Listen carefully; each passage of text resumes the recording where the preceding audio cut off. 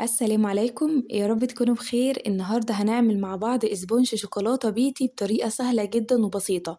هتستغني خالص عن دقيق الاسبونج الجاهز بعد الفيديو ده ان شاء الله. هيطلع معاكم مرتفع جدا وهش وطري وطعمه بجد حلو جدا. تقدري كده تعملي بيه تورتاية حلوة جدا بارتفاع عالي. هعملها معاكم كده 5 طبقات. تعالوا كده على طول ندخل على الطريقة، بس لو أول مرة تشوفوني أنا أسماء شاور ودي قناتي. أول حاجة كده هنقول بسم الله الرحمن الرحيم ونصلي على الرسول. اللهم صلي وسلم وبارك عليك يا حبيبي يا رسول الله. أول حاجة كده بجهزها هي الصينية اللي أنا بصب فيها الكيك، علشان أول ما أخلص على طول أحطها في الصينية وتبقى جاهزة كده معايا. أنا بحط في الحلة بتاعة الكيك اللي انتوا شايفينها دي بيكون ارتفاعها عالي جدا. ممكن تحطي في أي صينية عندك لو انتي مش متوفر عندك الحلة بتاعة الكيك. بحط بقى في الحلة دي كده نقطتين زيت وادهن كويس جدا بالفرشة الصينية زي ما انتوا شايفين، وكمان الحروف بتاعة الصينية. أنا باعمل الخطوة دي لما يكون معنديش ورق زبدة. لو انت عندك ورق زبدة ممكن تحطي ورق زبدة وتستغني عن الخطوة دي خالص. بعد ما دهنت الصينية كده بالزيت زي ما انتوا شايفين، هجيب بقى كده معلقة دقيق وابدأ اوزعها كده علشان اغلف بيها الصينية. بلف الصينية زي ما انتوا شايفين كده علشان كمان الحروف بتاعة الصينية تتغلف بالدقيق بالشكل ده، والكيك ما يلزقش معايا. بعد كده بروح قلب الصينية كده في أي طبق عندي واروح مخبطة عليها خبطتين. هتنزل أي دقيق زيادة معايا بالشكل اللي انتوا شايفينه ده كده. خلاص كده الحلة بتاعتنا تكون جاهزة، هركنها على جنب وتعالوا بقى نعمل الكيك بتاعنا. جبت معايا كده 5 بيضات زي ما انتوا شايفين، هحط عليهم كده كيسين فانيليا. ممكن كمان تستخدموا الفانيليا السايلة لو انتوا حابين. معايا كمان كده كوباية من السكر. كل المكونات اللي انا هقول عليها دي كده بحطها على بعضها، مفيش حاجة قبل حاجة. معايا كمان معلقتين كبار كده من النشا، معلقة كبيرة كده من البيكنج باودر،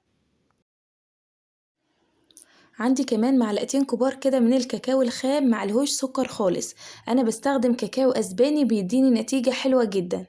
معايا كمان نص كوباية من المية، ومعايا معلقتين كبار كده من الخل.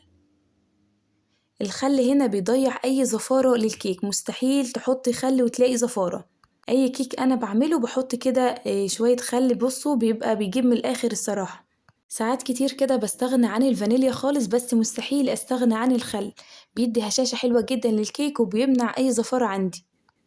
بعد كده هجيب معايا معلقة كبيرة كده من محسن الجل. محسن الجل ما ينفعش استغنى عنه خالص في الاسبونج بتاعي ده.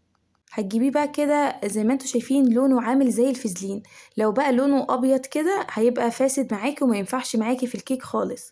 يعني قبل ما تشتري كده لازم تخلي البياع يوريكي محسن الجل اللي موجود عنده قبل ما تشتريه خالص، لان ساعات بيكون مركون عندهم وكده، فبتلاقي لونه ابيض. لو لونه ابيض ما تشتريهوش. لو لونه عامل زي الفازلين زي ما وريتكوا كده يبقى ده هو المظبوط. وكمان طالع دلوقتي اكياس صغيرة كده، يعني الافضل انك تشتريها احسن من السايب. الكيس اسمه بونو بلس، بجد حلو جدا، ده مضمون وهتجيبيه ان شاء الله يبقى كويس. حطيت بقى كده زي ما انتوا شايفين معلقة المحسن، وهحط كمان كوباية ونص من الدقيق، وتكوني نخلة الدقيق ده كويس جدا علشان لو في اي تكتلات او اي حاجة مش نظيفة تطلع معايا. هجيب بقى كده المضرب زي ما انتوا شايفين وهفضل اضرب كويس جدا. طبعا الخلاط مش هينفع معانا خالص، لا مضرب لا عجان. هضرب كويس جدا لحد لونه ما يفتحي معايا. شايفين في الاول كان لونه عامل ازاي ودلوقتي عامل ازاي؟ دلوقتي اللون افتحي معايا، وكمان الطبق اتملى زي ما انتوا شايفين كده. فلازم كده تضربي كويس جدا، ما ينفعش تضربيه ضربتين ويبقى خلاص على كده، لا لازم تضربيه كويس جدا لحد ما يملى معاكي الطبق زي ما انتوا شايفين، علشان يطلع معاكي في الاخر نتيجة كده مظبوطة. خلاص انا خلصت ضرب بالشكل اللي انتوا شايفينه ده كده. في الوقت ده طبعا هتكوني مولعة الفرن يسخن معاكي قبل ما تدخلي الكيك بحوالي 5 دقايق، علشان لو دخلت الكيك والفرن بارد كده مش هيرتفع معاكي خالص. جبت بقى كده الصينية اللي انا بدرتها كده بالدقيق زي ما انتوا شايفين، وحطيت فيها كده الخليط اللي عندي وهبدأ اسويه بالشكل ده. هدخله الفرن على درجة حرارة 180 في الرف الوسطاني، بولع من تحت بس. بعد 40 دقيقة كده بفتح الفرن واختبره من النص بأي عود عندي.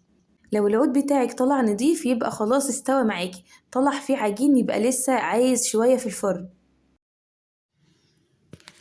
خلاص كده هنا طلع من الفرن، بسيبه يبرد تماما. طبعا بختبره وهو في الفرن لسه، قبل ما اطلعه بختبره من النص كده. خلاص انا اختبرته وطلع مستوي معايا، بسيبه لحد ما يبرد تماما. بعد ما يبرد بقى كده بجيب سكينة وبظهر السكينة كده وبمشيها كده على حرف الصينية زي ما انتوا شايفين بالشكل ده، علشان الكيك يطلع معايا بكل سهولة كده واسلكه لو هو ماسك في الصينية. قلبت بقى الكيك بتاعي زي ما انتوا شايفين كده، هتلاقي فيه هنا زيادات كده مكان ما انا بدرت الصينية بالدقيق، فهبدأ اشيلها كده بالسكينة. بتطلع معايا بكل سهولة، بتكون عاملة زي القشرة الخفيفة خالص، فبتطلع معايا ملهاش دعوة بالكيك خالص. يعني ما بتشيليش اي حاجة من الكيك، بتبقى قشرة خفيفة خالص على حرف الكيك كده. شايفين طالع مرتفع جدا. هقطعه بقى معاكم كده.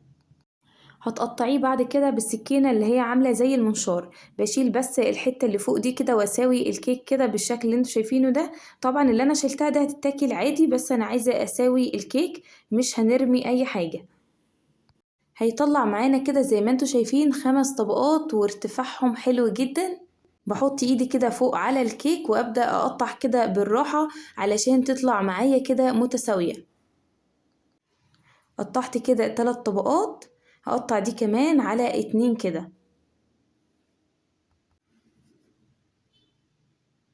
خلاص كده عملوا معايا 5 طبقات زي ما انتوا شايفين. هيعملوا معانا تورتاية حلوة مرتفعة جدا. جربوها علشان بجد تستاهل التجربة. لحد هنا كده انا خلصت الفيديو، يا رب اكون فدتكم بأي حاجة. استنوني الفيديو الجاي، استنوني الفيديوهات كتير حلوة، واسيبكم في رعاية الله، والسلام عليكم ورحمة الله وبركاته.